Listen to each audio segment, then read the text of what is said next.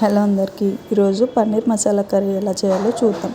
First onions ఒక 4 tomatoes 4 తీసుకొని cut చేసుకోండి. తర్వాత కొన్ని పచ్చిమిర్చి తీసుకొని కట్ చేసుకోండి.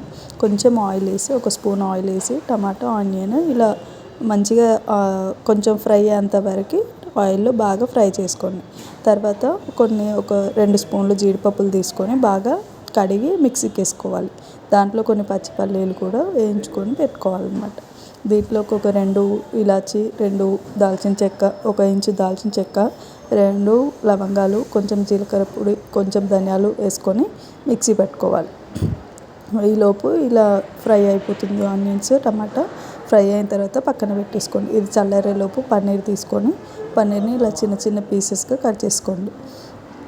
పన్నీర్ మంచిగా కట్ చేసుకున్న తర్వాత వాటర్ వేసి కొంచెం ఒక 1 టైం 2 టైమ్స్ కట్ చేసుకోండి. నీట్గా కడిగి పక్కన పెట్టుకోండి.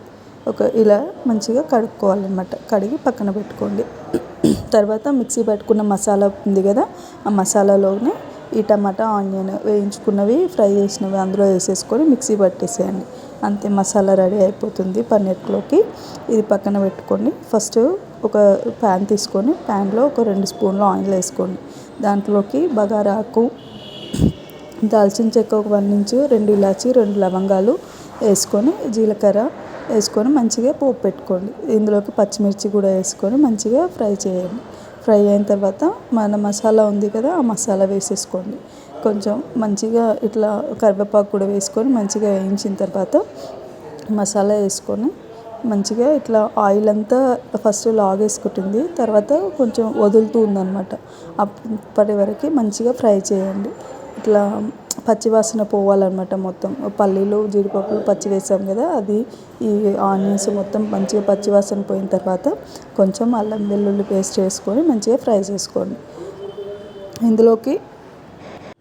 ఇందులోకి ఇప్పుడు మంచిగా ఫ్రై అయిన తర్వాత ఒక స్పూన్ పసుపు వేసుకొని మళ్ళీ ఫ్రై చేయండి. ఇలా మంచిగా కలుపుకుంటూ మధ్య మధ్యలో అడుగంటకుండా మంచిగా కలుపుకోవాలి.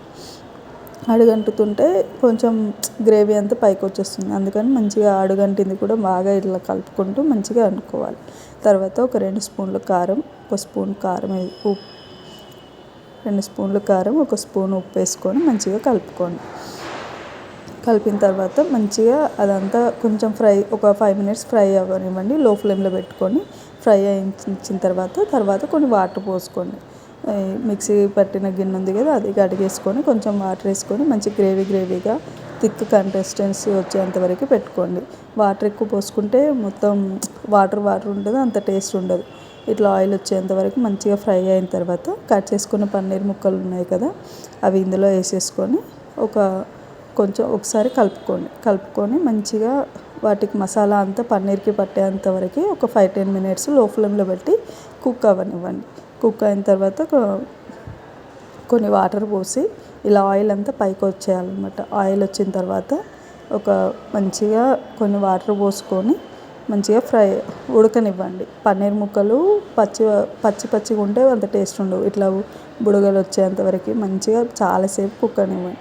కుక్ అయ్యేంత ఒక 10 మినిట్స్ లో ఫ్లేమ్లో పెట్టుకొని బాగా కుక్ అయ్యేలా చూసుకోవాలి. ఒకసారి చూడండి ఇక్కడ ఎంత బాగా కుక్ అవుతుందో. ఇట్లా ఆయిల్ అంతా ఇట్లా పైకి వస్తూ ఉండాలన్నమాట. మంచిగా ఇలా ఆయిల్ అంతా ఇట్లా మరుగుతున్నప్పుడు కొంచెం కొత్తిమీర, కొంచెం ధనియాల పొడి వేసుకొని పక్కకు తీసేసుకోండి. ఇంతే, పన్నీర్ కర్రీ చాలా బాగుంటుంది. Thank you for watching.